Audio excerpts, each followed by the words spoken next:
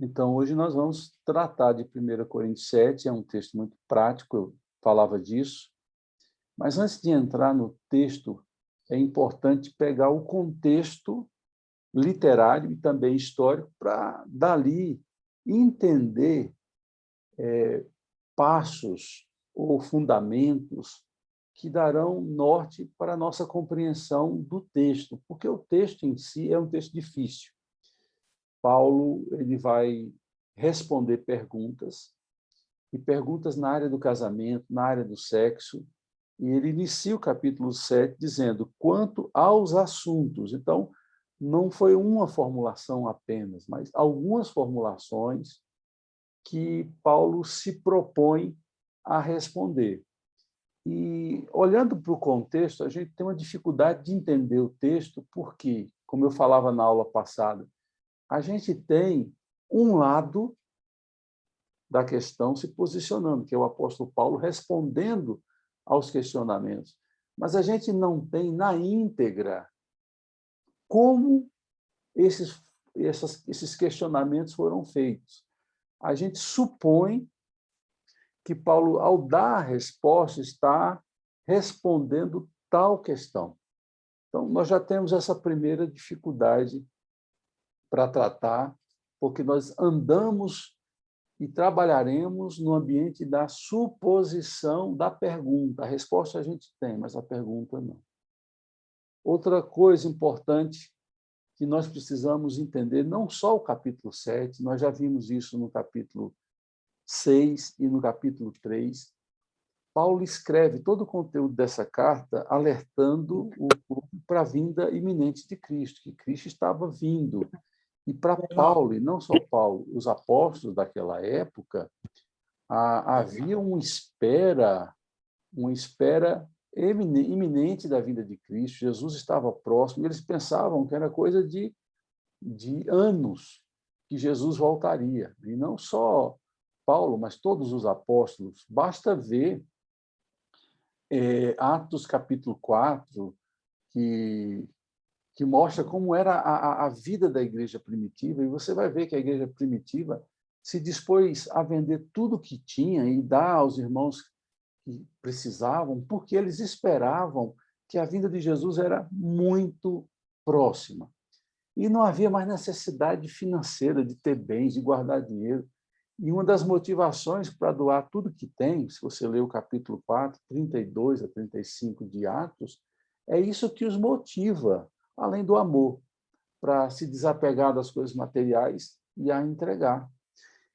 Então, quando você lê o capítulo 7, você vai descobrir que Paulo está aqui falando a um povo que estava esperando a vinda do Senhor e que a principal coisa a se fazer diante da espera da vinda do Senhor era necessariamente viver uma vida intensamente para Deus, evangelizando, servindo a Deus, para que quando a vinda dele acontecesse, eles estarem prontos para isso e que fossem encontrados trabalhando na obra do Senhor.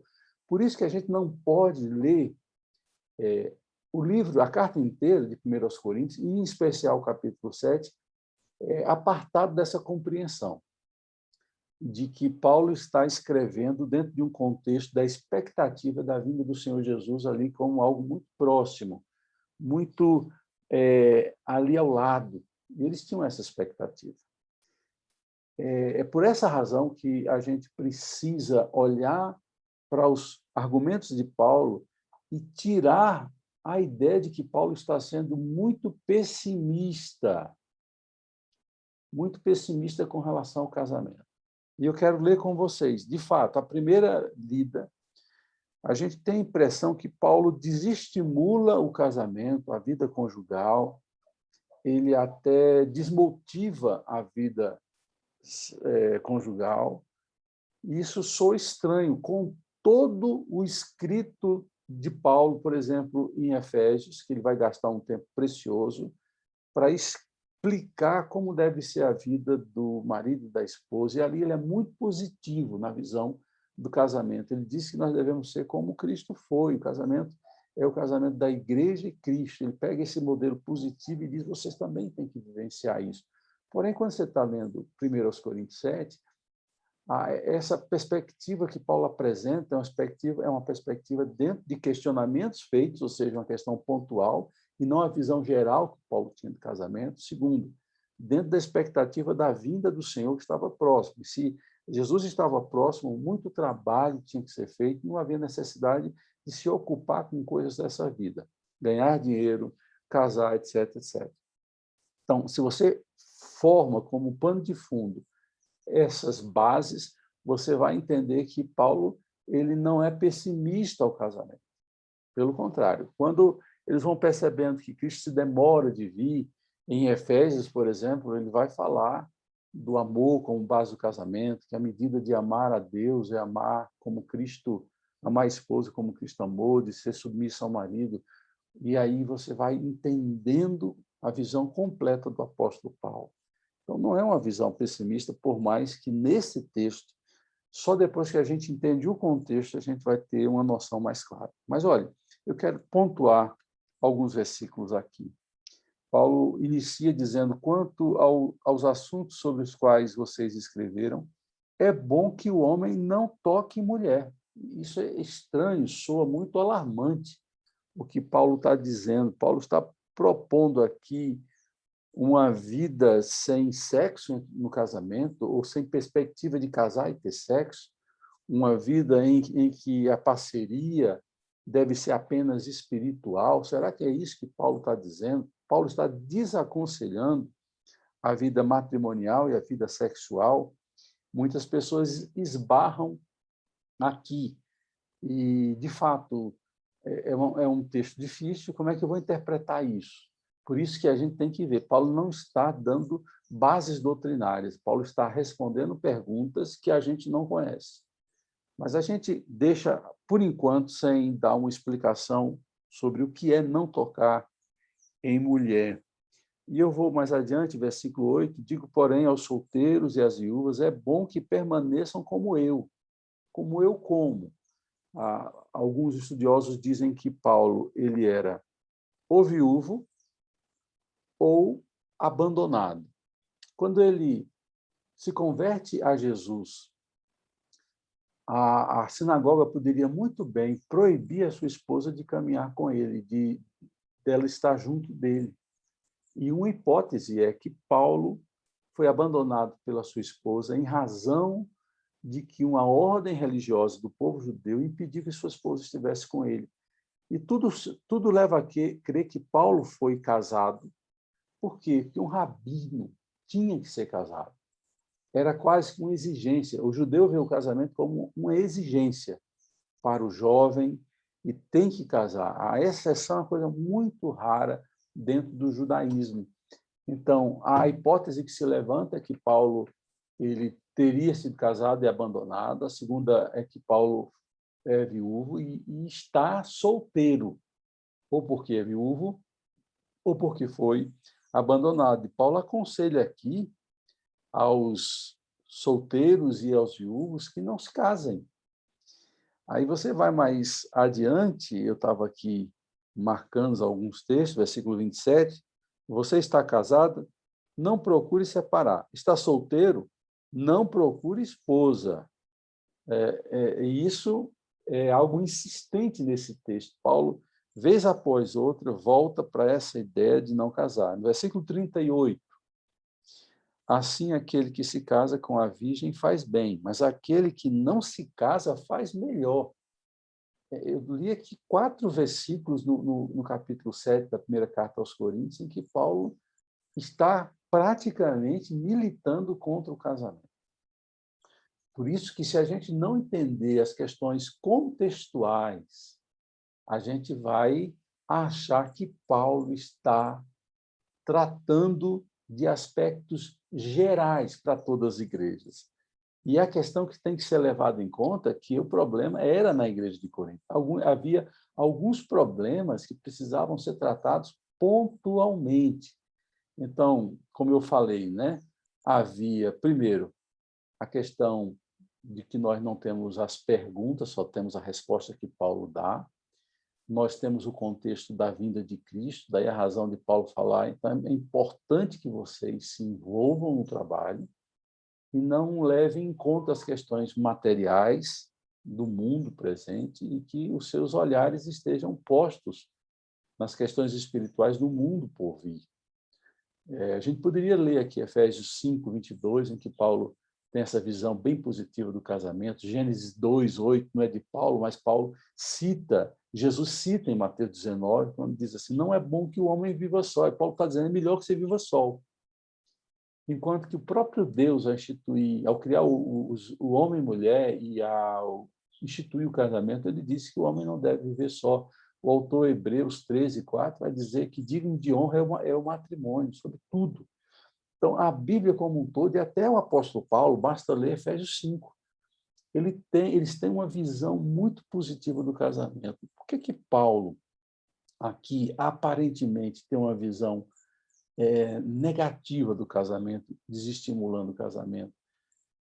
Aí Paulo vai também ter uma terceira base contextual que a gente tem que levar em conta. Eu falei para vocês, na introdução dessa carta, que havia na cidade de Corinto uma permissividade muito grande no que tange à prática da imoralidade, da pornografia. Eles tinham um templo da deusa Vênus, né? Que mais de 1.000 prostitutas cultuais estavam ali para servir aos adoradores da deusa, e aquilo se perpetuava e se expandia para a vida cultural daquela cidade. Ou seja, o sexo passou a ser a coisa mais importante para eles, e eles então viviam solteiros, mas vivendo intensamente uma vida sexual, ou casados e tendo parceiras sexuais, porque achavam isso normal. E Paulo, então, cria, no capítulo 6, eu falei que ia voltar ao capítulo 6, porque a segunda metade do capítulo 6, Paulo vai falar da imoralidade e vai apresentar a teologia do corpo. E é importante a gente ver essa ideia que Paulo introduz a um contexto grego. O grego em si, pela filosofia grega, tinha uma ideia muito negativa do corpo. Eles diziam: o espírito é bom, o corpo é mau. Chegavam a dizer mais que o corpo era a prisão do espírito. Então, esse corpo, o que você fizesse a ele não precisava ser levado em conta, mas o que você faz ao seu espírito, isso sim deve ser levado em conta. E eles partiam do raciocínio: a questão sexual é uma questão do corpo, então pouco importa se você dá vazão aos seus instintos sexuais, porque esse é um pecado que você comete contra o corpo e não contra o seu espírito.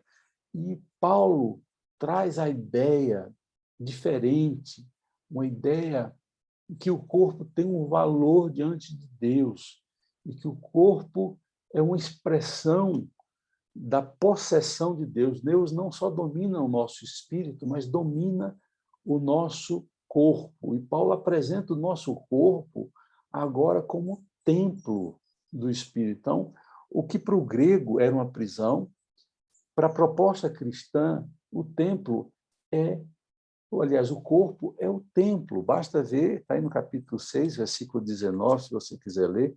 Acaso não sabem que o corpo de vocês é santuário do Espírito Santo que em vocês habitam? Então, como é que eu poderia degradar o meu corpo, pecar, porque o pecado vai apenas atingir o meu corpo e não o meu espírito? E, a partir desse raciocínio, Paulo vai dizer que os corpos agora não são mais dos crentes. Esse meu corpo aqui não pertence mais a mim, mas pertence a Deus. Deus, quando fez uma obra na cruz, ele fez uma obra que salva o meu espírito e que salva o meu corpo. E esse corpo é dele. Basta ler 6, 19, o final. O Espírito Santo que habita em vocês, que lhe foi dado, e que vocês não são mais de si mesmos. Então, o nosso corpo não é nosso, o nosso corpo é de Deus. Essa é a base da teologia do apóstolo Paulo, que traz a ideia de que esse corpo agora não é mais de quem o usa, porque foi comprado, e que o Espírito Santo é, portanto, sinalizador de que somos de Deus. Deus coloca o Espírito Santo em nós e coloca no nosso corpo para mostrar que agora nós somos dele, integralmente dele. E nós fomos comprados, é o que diz o capítulo 6, versículo 20. Paulo vai mais profundo e diz: vocês foram comprados por alto preço, portanto, glorifiquem Deus no seu próprio corpo. Indo contra a ideia grega, Paulo está dizendo, se tem uma área que a gente pode glorificar a Deus e servir a Deus, é por meio dos nossos membros, é por meio do nosso corpo. O nosso corpo faz parte da nossa dedicação a Deus. Lá em Romanos 12, a gente falou disso quando Paulo diz: apresentai os vossos corpos. Então, o corpo, na teologia cristã, tem uma importância muito grande. E a gente precisa, assim, cuidar dele, porque Paulo vai argumentar, por fim, é o quinto ponto que eu levanto aqui da teologia do corpo, é que o corpo terá um futuro glorioso. O capítulo 15 dessa carta, 1 aos Coríntios, Paulo vai se dedicar para provar para os coríntios que o corpo tinha um valor tão importante. Deus havia comprado, colocado o seu Espírito em nós como garantia, e por meio dele a gente glorifica a Deus, e que, ao final, na vinda dele, ele ressuscitaria o nosso corpo. Então, o nosso corpo, além de ser um meio de glorificar a Deus agora em vida, quando no dia do juízo, quando ele vier, na ressurreição, nós teremos corpos glorificados. E vamos falar disso quando estivermos estudando esse assunto da ressurreição. E por que Paulo trata da ressurreição lá? Porque eles não davam a menor trela para isso. O corpo era enterrado, se desfez, o importante é a alma. Paulo diz, não, o importante é a alma ou o corpo. Eu falo como sinônimo, eu sou dicotomista, eu vejo que corpo e alma são sinônimos. E não, corpo e espírito, não, estou uma confusão na minha mente. Alma e espírito são sinônimos de corpo. Mas vamos para lá. Qual é a consequência, qual é a parte prática de ver o corpo como templo, de ver o corpo como de Deus, o nosso corpo? Paulo vai dizer, então, no versículo 13 e 18 do capítulo 6, 13, primeiramente, né? Os alimentos foram feitos para o estômago e o estômago para os alimentos, mas Deus destruirá ambos. O corpo, porém, não é para a imoralidade. Paulo está dizendo que quando a gente vive um padrão sexual fora do casamento, nós estamos vivendo a imoralidade. O corpo, portanto, não é para isso. É para ser santificado dentro do casamento. E quando ele vai mais adiante, no versículo 17, ele vai dizer, mas aquele que se une ao Senhor é um espírito com ele. Há claramente uma visão de que, quando nós nos achegamos a Deus e recebemos a justificação pela fé, nós não somos apenas só dele, nós fizemos uma união com ele. E isso é o que nós chamamos, no versículo 15 e 17, de uma união espiritual com Cristo. No versículo 15, vocês não sabem que os seus corpos são membros de Cristo? Tomarei eu os membros de Cristo e unirei a uma prostituta, mostrando que isso não se deve fazer por conta disso, porque nós estamos ligados a Cristo. Agora, olha o versículo 17. E eu repito, né? Versículo 17. Mas aquele que se une ao Senhor é um espírito com ele. Fujam da imoralidade sexual, versículo 18. Porém, nós não podemos reduzir a questão da consagração do nosso corpo a Deus apenas à questão sexual. Eu amplio mais. Eu vejo que, quando a gente olha para a teologia do corpo, reduzir a teologia do corpo apenas ao aspecto sexual é limitante. Eu abranjo, e a Bíblia dá toda essa margem para interpretar dessa forma. É preciso considerar, por exemplo, a obesidade, que é algo que eu permito que esteja no nosso corpo, no meu corpo. A obesidade é também uma degradação ao templo do Espírito Santo. A gente precisa cuidar do nosso corpo, primeiro com uma boa alimentação, se controlando na alimentação para não viver obesidade. E isso também deve ser considerado na teologia do corpo. Cuidar da nossa saúde, e uma forma de cuidar da nossa saúde é não sendo obeso. Segundo, é não ser sedentário. O corpo precisa de atividade física. Resolve, em parte, cuidar da alimentação, da carga calórica do que se ingere, porém, é necessário também queimar as calorias por meio de trabalho. Tem gente que não precisa de atividade física, porque o trabalho é uma atividade física. Outros não. Nós que vivemos dependendo de controle remoto de celular, o único movimento drástico que a gente faz é ficar ali com esses 2 dedos na tela do computador. Isso é sedentarismo. O sedentarismo, eu posso dizer que ele milita contra a teologia do corpo. Qualidade de vida, cuidar do sono, cuidar da mente, isso tudo tem a ver com busca para se obter saúde para o corpo. E, por fim, a depravação sexual, Paulo diz que é um ataque a um corpo que não é nosso, é de Deus. E pensando dessa forma, tendo em vista a teologia do corpo, quando a gente for estudar o capítulo 7, e você vai entender o contexto da cidade, esse contexto imoral, promíscuo da cidade de Corinto, era um grande desafio para um crente que deveria entender que o corpo que ele tinha não era para prostituição, e sim para glorificar a Deus. Eles precisavam, dessa forma, glorificar a Deus por meio do corpo, sem degradá-lo, sem menosprezá-lo.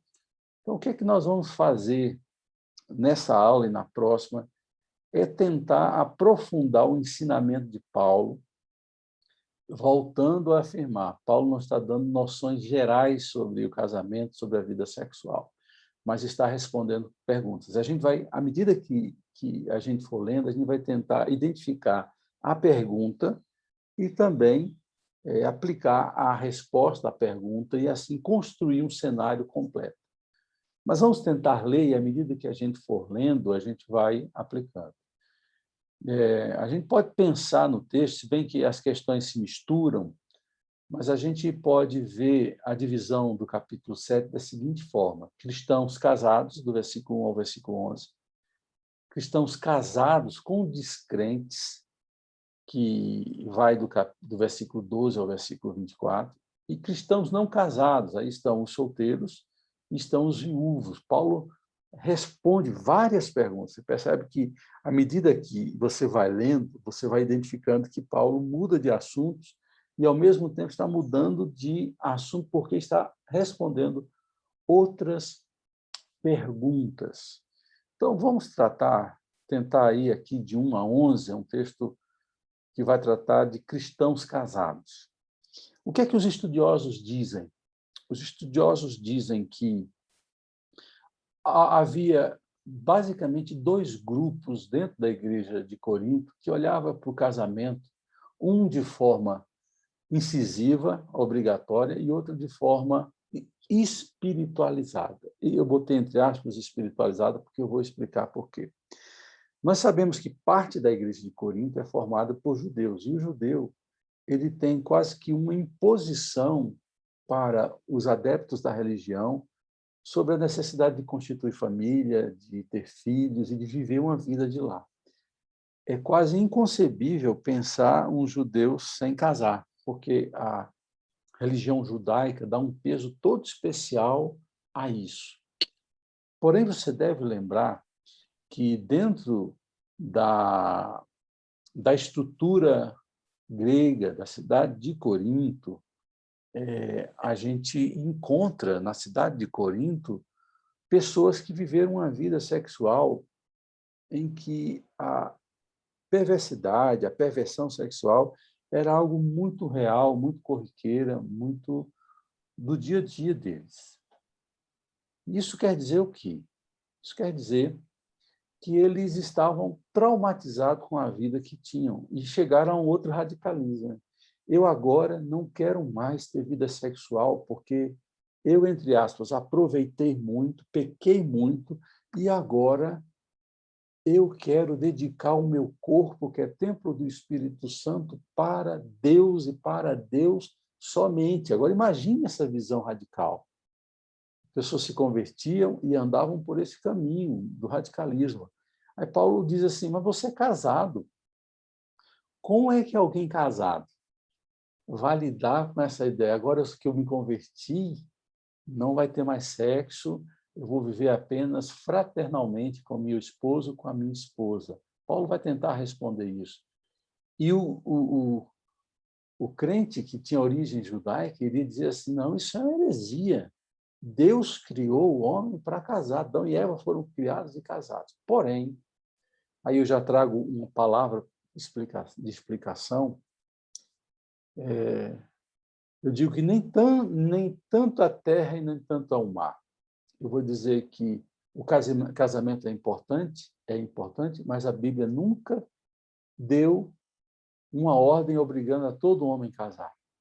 O próprio Senhor Jesus vai dizer no capítulo 19, quando ele fala de casamento e divórcio, que existem muitos divórcios porque existem pessoas que não têm o dom para casar. E aí, nesse contexto, Mateus 19, que Jesus vai falar do dom do celibato. Deus, por meio de Jesus, está dizendo que existem pessoas que elas serão plenas, mesmo não casando. E ele vai falar lá no capítulo 19 do dom do celibato. E ele vai dizer mais, ele vai dizer que casar é um dom, é uma dádiva que Deus nos dá para abrir mão de nós mesmos, do nosso eu, e viver uma vida conjugada, de conjugalidade, de abrir mão de vontades, de ideais para fazer uma vida, um caminho em comum. Isso não é fácil, nem todos estão prontos e dispostos para isso. Querem, muitas vezes, o bônus, mas não querem o ônus. E muitas situações no casamento se dão em razão de querer-se o bônus e não querer o ônus. E por não estarmos prontos emocionalmente, espiritualmente, e por não termos o dom. Então, Paulo, dentro disso que eu estou falando para vocês, Paulo vai afirmar isso. Olha, quanto ao que me escreveste, a gente não sabe o que foi escrito. Paulo vai dizer, não é bom que o homem toque mulher, que o homem case. Ou seja, a gente tem que supor aqui uma resposta para isso.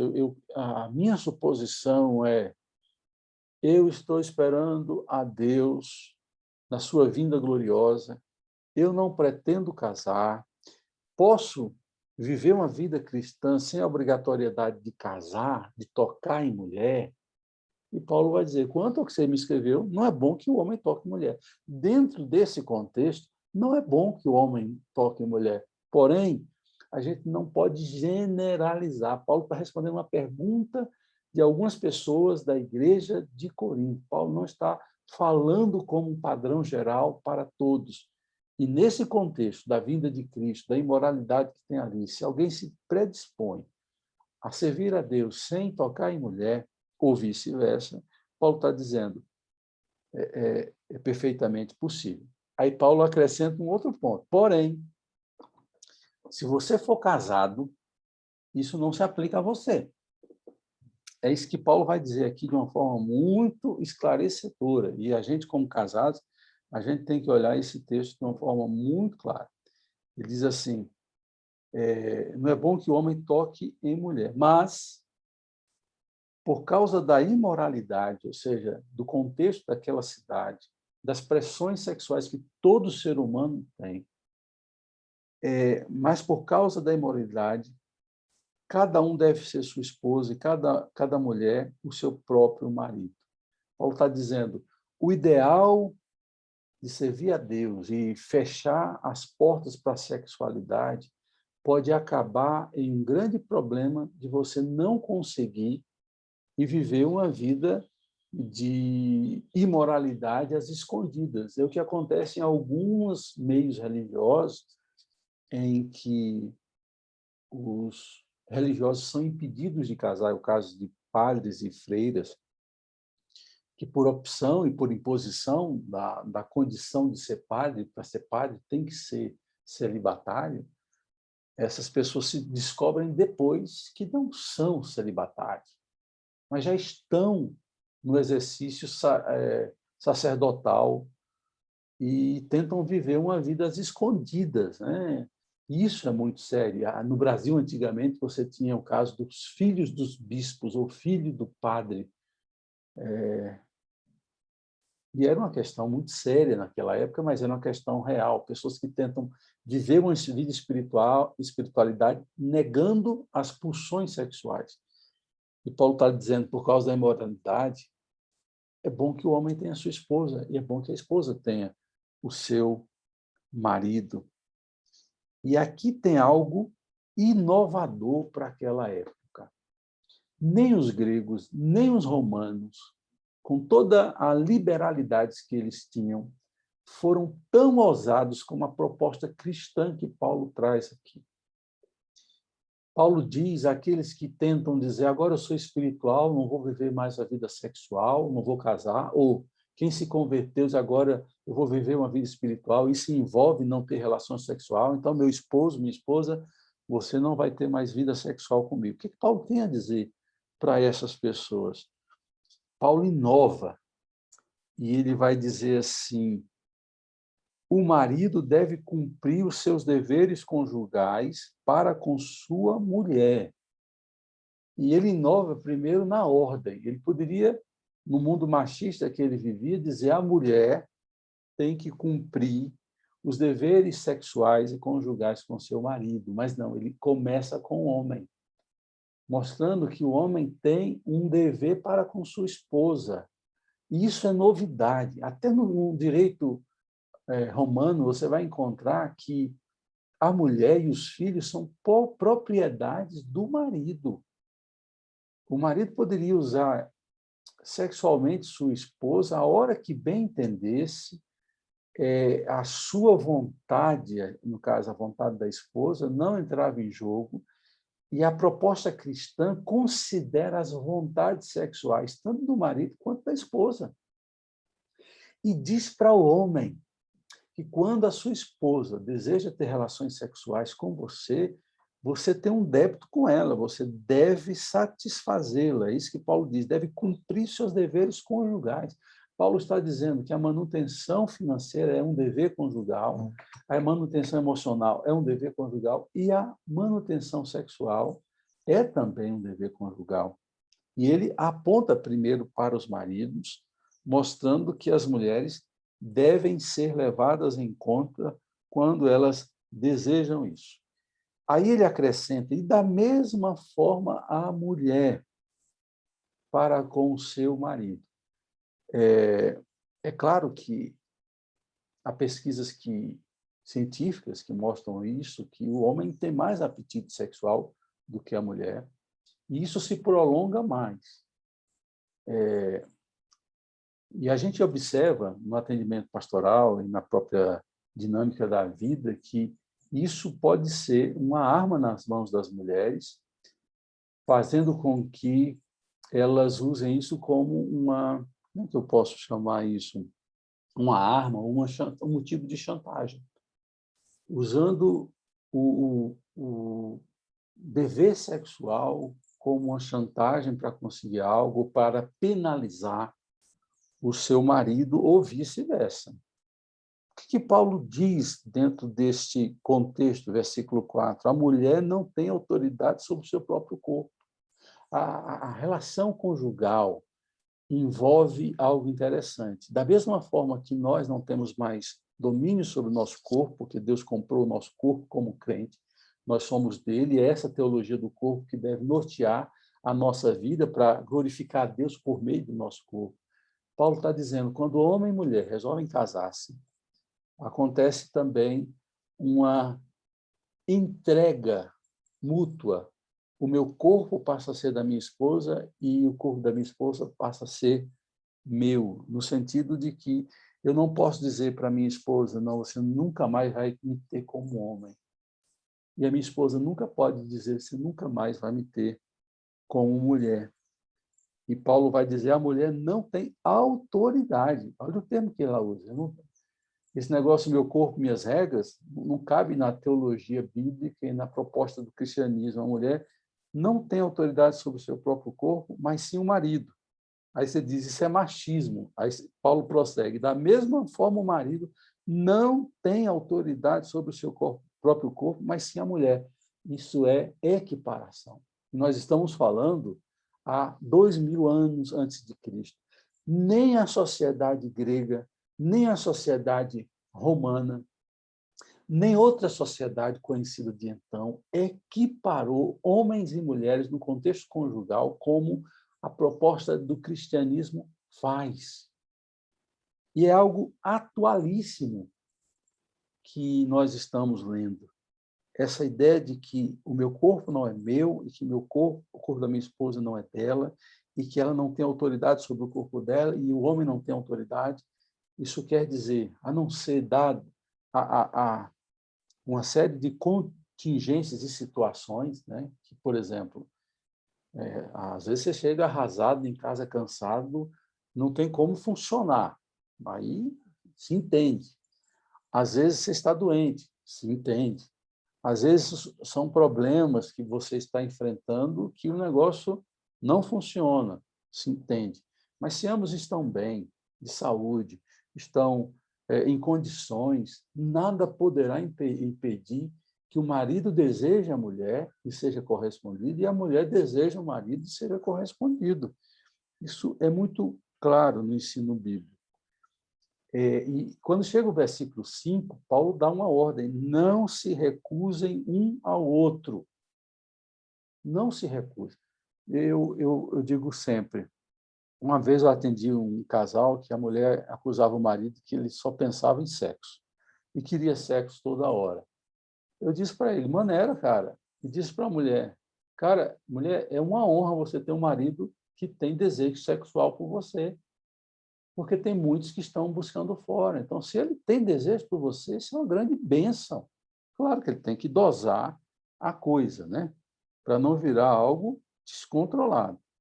E Paulo diz, não se recusem um ao outro, exceto...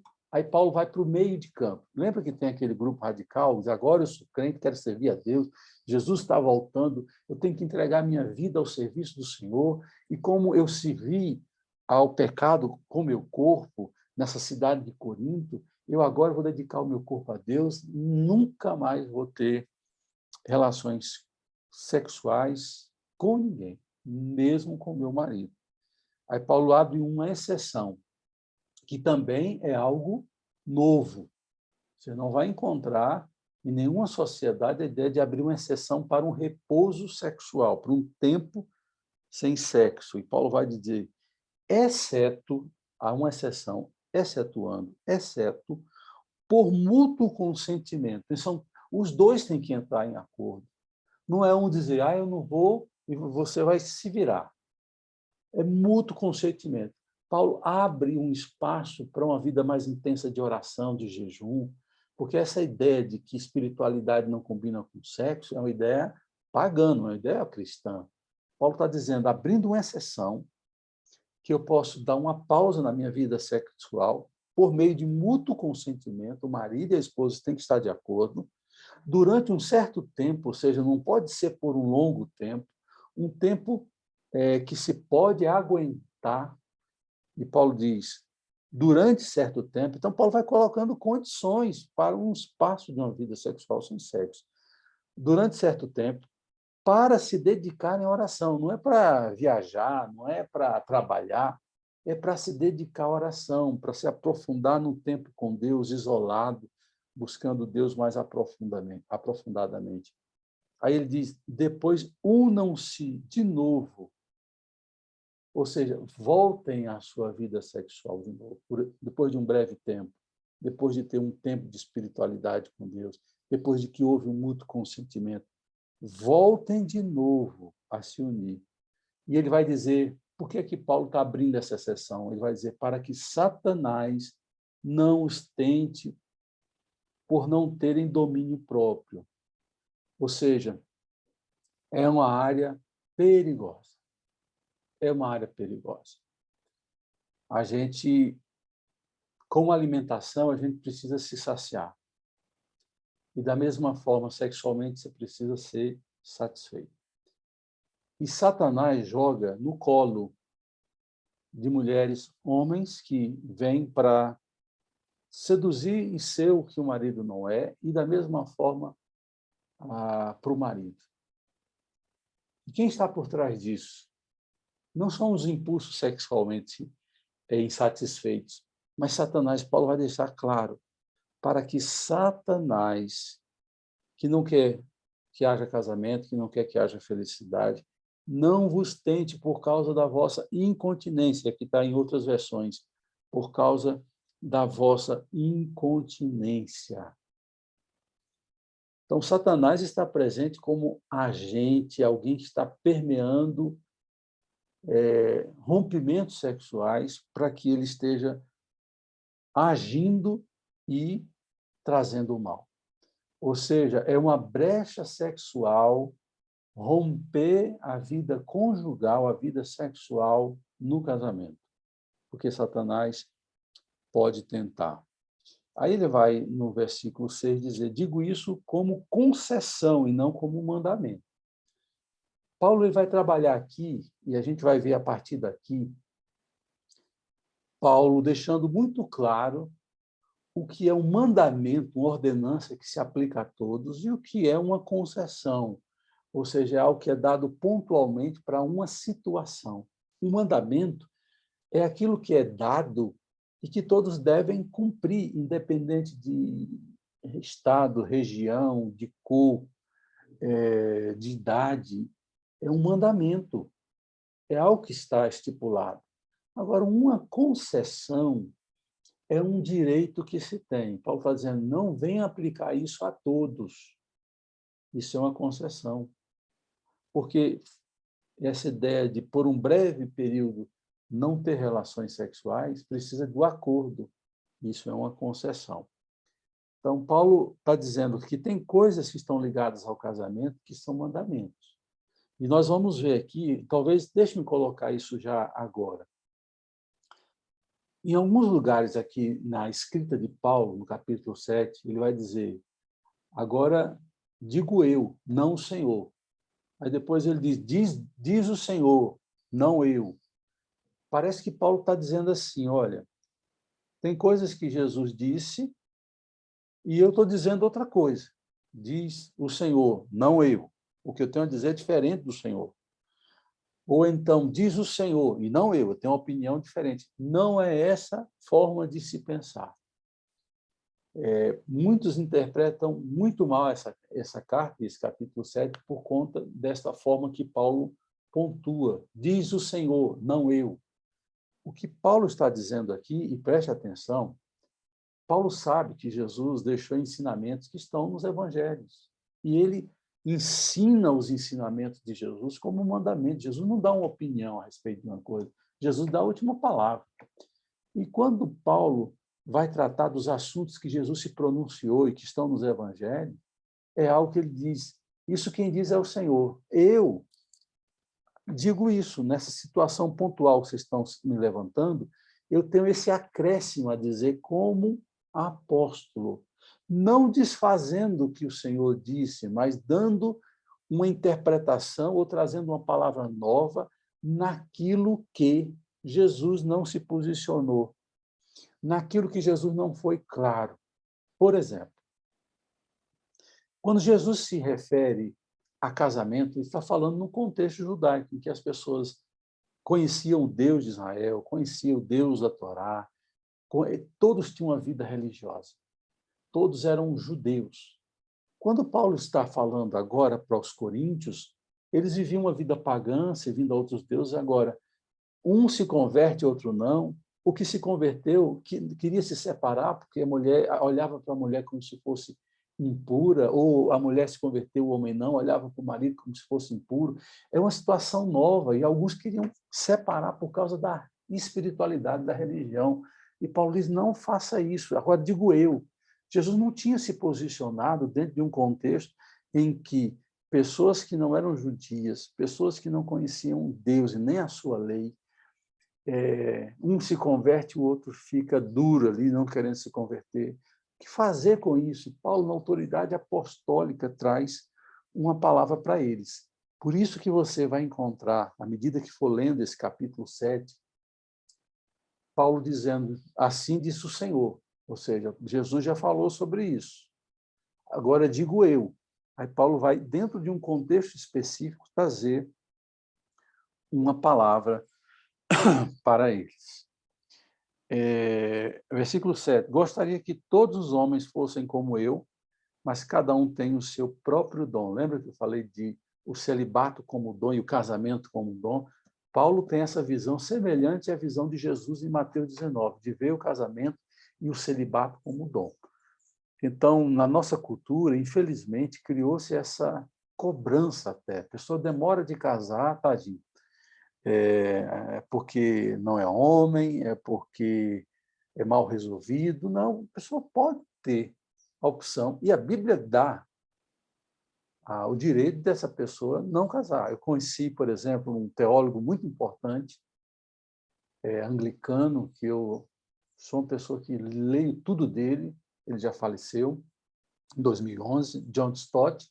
John Stott, ele era um celibatário, ele não casou, nunca houve escândalos com o nome dele, pelo contrário, viveu servindo a Deus, produziu uma carreira assim rica de material, porque tinha tempo, podia se dedicar a Deus e consagrar sua vida a Deus. É bonito e é nobre. Eu acho bonito quando um padre e uma freira eles fazem isso de coração e com toda a intensidade do seu ser, não por imposição.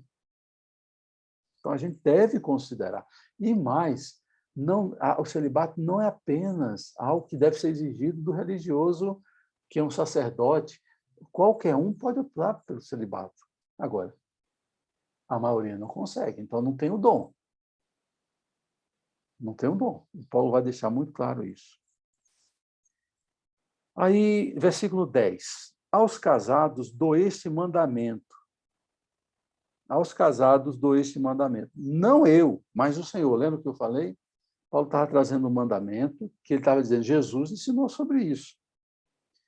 E ele vai dizer que foi o que Jesus ensinou, que a esposa não se separe do marido, mas se o fizer, que permaneça sem se casar, ou então reconcilie-se com o seu marido, e o marido não se divorcie da sua mulher.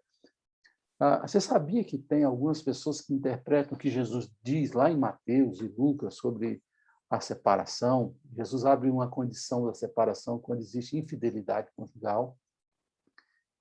E a ideia é que, quando você lê o texto, parece que Jesus está dizendo que só tem o direito de se separar o homem. Não há menção ao direito da mulher se separar. Paulo, interpretando as palavras do Senhor e dizendo que é um mandamento, que não devemos separar, e se separar, não é só o homem que tem o direito de se separar, a própria mulher tem, quando ele diz que a mulher também não deve se separar. Ou, se quiser, dentro de certos contextos, ela pode se separar. Mais uma vez, mostrando que o cristianismo equipara homens e mulheres em questões do casamento a deveres e funções e papéis, mas ambos são honrados como parte de um mesmo corpo. Lembra que a mulher foi tirada da costela de Adão, daquilo que Deus havia criado. Ambos têm representatividade diante de Deus. Chega o versículo de número 12. Aos outros eu mesmo digo isso, não, Senhor. Aí perceba. Lembra que eu falei que as pessoas trazem interpretações erradas, equivocadas, quando lê aqui, olha, Paulo está dizendo, eu vou dizer algo que Jesus disse, vou acabar com o ensinamento de Jesus, vou trazer o meu agora. Não, Paulo não está dizendo isso. Paulo está dizendo, eu mesmo vou dizer algo, não, Senhor, porque Jesus não se posicionou sobre isso. Se o irmão tiver mulher descrente e ela se dispõe a viver com ele, não se divorcie dela. Lembra aquela desculpa que alguns estavam usando? Agora eu sou de Deus, o meu corpo foi comprado pelo sangue de Jesus, não vou mais viver ligado à questão sexual, porque sexo é pecado. e eu agora vou dedicar a minha vida a Deus. E ele era casado. Paulo diz, olha, Jesus não se posicionou sobre isso porque não havia uma realidade em Israel que levasse a uma posição dessa, mas dentro dessa situação e desse contexto, eu, apóstolo Paulo, vou dizer uma coisa para vocês, aí vem a minha autoridade apostólica. Digo eu, não o Senhor, porque Jesus não falou sobre isso. Você tem uma pessoa que não é crente, que não se converteu, e ele consente em viver com você, não separe dele. É uma ordem. Não separe dele. E ele vai dizer, e se você, mulher, tem um esposo, aí aplica-se a ambos, né? O marido tem uma esposa que é descrente, não separe, a esposa tem um marido que não é crente, não separe. Aí Paulo está dizendo, essa ideia de uma espiritualidade que faz do casamento uma banalidade ou uma coisa pecaminosa, isso não provém de Deus. E essa pessoa se dispõe. Aí Paulo vai explicar que acontece algo extraordinário no casamento misto, dentro desse contexto. É claro, existem outros tipos de casamento misto. Quando você, que é crente, resolveu casar com uma pessoa que não tem a sua fé, que é descrente. É diferente do que está escrito, porque o casamento misto passou a acontecer depois que um dos dois se converteu. Antes, era um casamento não misto, mas igual, porque ambos eram descrentes. Um se converte. Aí Paulo está dizendo, viva com essa pessoa que não se converteu. Se ele deseja continuar vivendo com você, viva. Por quê? Ele vai ser abençoado por você. Seus filhos vão ser santos por causa de você que é crente. Agora, o que tem acontecido muito é que crentes não têm levado em conta um fator importante, de ter um casamento com alguém que pensa igual no que tange a fé e a Deus. Se o casamento em que as pessoas têm a mesma visão de Deus, que são salvos pelo sangue de Cristo, enfrentam problemas e dilemas, imagine um casamento em que você, crente, casou com alguém que não é descrente. E depois você vai reclamar, a pessoa bebe, que a pessoa é mulherenga, que a pessoa proíbe você ir para a igreja, mas você sabia que podia dar nisso. Você optou por isso. O exemplo aqui é um exemplo de alguém que, dentro de uma situação de que um se converteu depois de ser casado, Paulo está dizendo, não separe. E ele vai dizer assim, pois o marido descrente, olha versículo 14, pois o marido descrente é santificado por meio da mulher, e a mulher descrente é santificada por meio do marido. Se assim não fosse, os seus filhos seriam impuros, mas agora são santos. Paulo não está dizendo que o descrente será salvo. Paulo está dizendo claramente que, como aconteceu com José, que a presença do crente na casa de Potifar abençoou a casa de Potifar, a presença de José na casa de Faraó abençoou o Egito. É isso, é que nós, quando estamos em contato com alguém que não tem a Deus e não teme a Deus, essa pessoa vai ser abençoada pela obra que Deus faz em nós, passará para eles. Os nossos filhos poderiam ser tidos como impuros, ou seja, não são da mesma linhagem espiritual, vamos dizer assim, mas são abençoados, são do Senhor. Então, levando em conta isso, Paulo traz essa palavra. Eu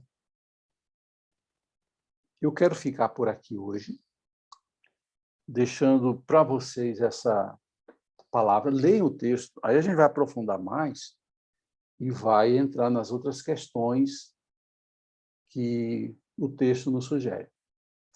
Tá bom? Eu vou desligar essa câmera e vou continuar conectado, só um pouquinho. É que eu estava fazendo um teste, vocês me ouvem? Sim. Oba, é porque a câmera eu tive que cortar. Por quê? Eu estava fazendo um teste com a câmera externa. E como o meu computador só tem uma entrada daquela C, eu não trouxe o adaptador, ia desconectar, ia acabar a bateria. Então, eu prefiro terminar, já que a aula foi terminada, continuar sem meu áudio, sem minha